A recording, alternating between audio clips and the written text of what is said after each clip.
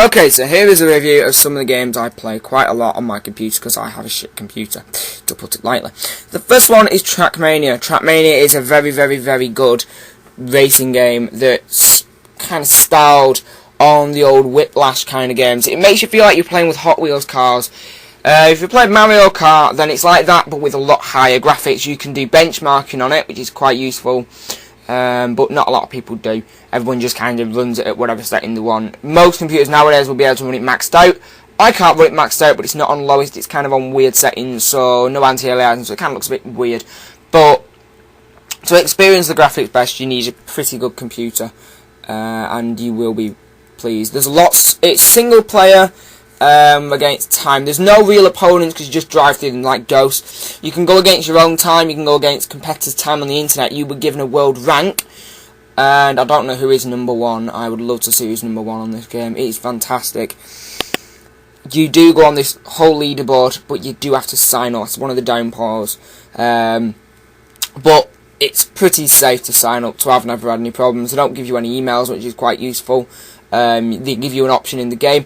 One thing that I love about it, and I've never seen this ever in a freeware game, in fact in any game of this particular area, it features full 3D stereoscopic 3D graphics. If you know what stereoscopic is, the red and cyan glasses that you wear in the cinemas, it's that. There's a little button, you put your mouse up to the top right hand corner, it drops down this little menu with music, resolution, all that, and there's a little picture of some 3D glasses. If you click it, it turns to 3D, and you can watch it and you can play it. You can play it live, if you have a good enough computer, in 3D, wearing 3D glasses, and it's fantastic. I've never known a game that can do that live while you're playing it. No rendering, no nothing. It does hinder the frame rates a little bit, but it's well worth a go if you have 3D glasses. Next one is Sauerbraten. Sauerbraten is a very, very, very fast, intense game. It's a first-person shooter that doesn't really have much of a learning curve. You just run around and randomly kill people. Features ragdolls, and one thing that I like about the ragdolls is you can accelerate how the ragdolls react, and it's absolutely hilarious just to put them what's called the ragdoll velocity maximizer or whatever it is, something like that, multiplier, ragdoll velocity multiplier onto full whack, and then whenever you shoot them, the ragdolls go pinging across the map, and it's just hilarious to watch. The sound effects are hilarious. Whenever you die, you hear this kind of ooh sound, like you've just got owned, and yeah, it's mad. Going online is a bit difficult. It does have bots, lots of bots. You do need a pretty good computer if you want like 30 bots. I have about 14 bots, and it's chaotic. So I think it goes up to about 50 bots, maybe more. There are lots of servers online. If you're not keen on basic going around and randomly fragging people, there is a campaign mode, which is quite good, where you go around. It's kind of like Doomish. You press buttons which open doors and stuff, and kill these weird things that come flying at you at about 200 miles an hour. Because it's that intense, I am not over-exaggerating. It is literally 200 miles an hour it feels like 200 miles an hour. Quake is like snail's pace compared to Sauerbraten. Another good thing is when you translate it in Google, it seems to say marinated pot roast, which is quite amusing. Okay, so the next one is called Soeldner. There's a lot of bish bash about this game. A lot of people say it's crap because it's glitchy, it's horrible. I beg to differ. They made this new one which is called the Community Edition. And it's Soeldner Secret Wars. It's like Battlefield 2. If you've ever played Battlefield 2, you'll understand where I'm coming from. There are God knows how many weapons. There's lots of tanks, helicopters, jet fighters, crap loads of guns, grenades, rocket launchers. It's in third person and first person. I've got it on weird settings again. I've put shadows off. Everything else on high apart from the shadows.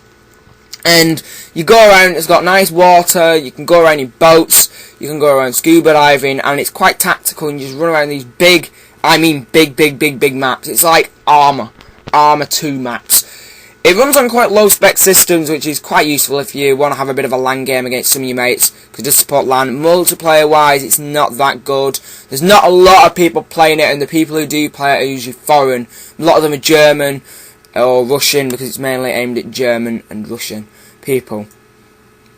Another thing, the gameplay is quite slow, and it does take a while to understand how it works aiming is very weird as well in it.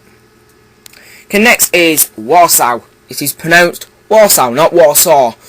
Warsow is Quake. I think it's Quake 2, some people say it's Quake 3. It's Quake 2, I think. It's just modded. Right off the bat, you'll notice that the graphics are weird. They are cartoony. Very cartoony. It features Pixel Shader 3, which is quite good. It is the only first-person shooter I've ever seen that isn't actually violent. It's a first-person shooter that isn't violent. It's pretty much tag. On Quake, typically when you kill someone, they go into a load of bloody parts and heartbeats and stuff. That, it's not. It's artistic. They go into like weird Tetris shapes, 3D Tetris shapes, and fall on the floor. My game is on this pretty much maxed out, so it's pretty easy to run on good systems. From medium to high end. High end, you'll be able to whack it out to full and add the bloom, add the HDR and all that.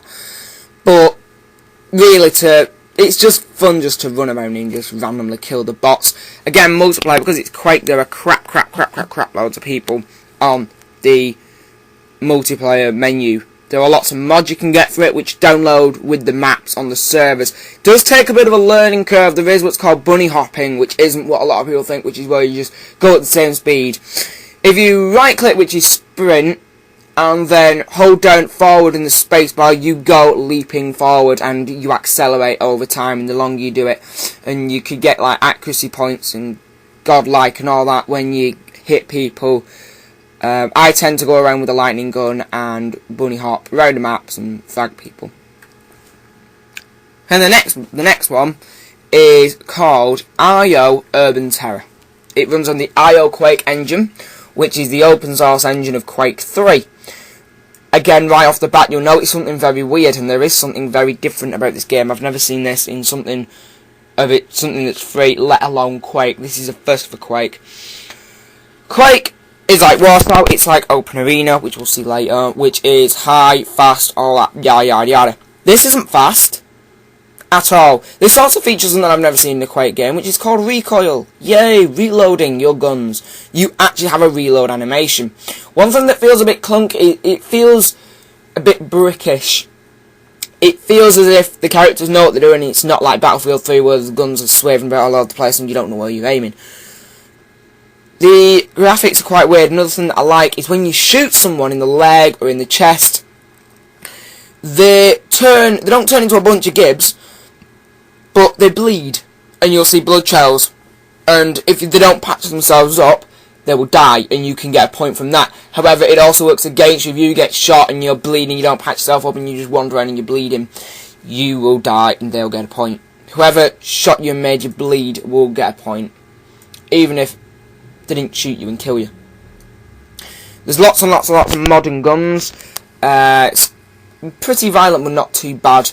There's lots of snipers. There's no hackers. It's only online, but there's no sign-ups. Just like every other Quake game, you load up your setup menu and you type in a random name that you want. Finally, we're on to one of my favourites. This is not in terms of best. This is just ones I play.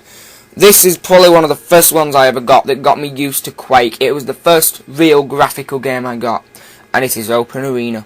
Open Arena, if you don't know what it is, Quake 3 Arena, but with better gun models in my opinion, especially the machine gun, which I use quite a lot, because I can't get any weapons because the flipping bots are mad on it. The bots, I've changed a couple of the configure files, so now the easy ones are hard and the hard ones are easy. I tried to reverse it, that the easy ones were really easy and the hard ones were extremely hard, but I got the files mixed up and I can't change them back because I can't remember how to do it, because it was months ago, and I can't bother googling it. It's quite octane, quite high, quite fast paced. You don't need a high-end computer. It's also cross-platform, like Open Arena. So basically, I mean, like Urban Terror and like Warsow, you can basically run it on a Linux, you can run it on Mac, and you can run it on Windows. So no matter what system you run it on, you can play it. It runs on OpenGL, and it also works on the old Voodoo engine, which is the one that you get in the VFX, which is what is now Nvidia. So if you have an Nvidia card, you will love it. I have an Nvidia, and the bloom goes through your eyes.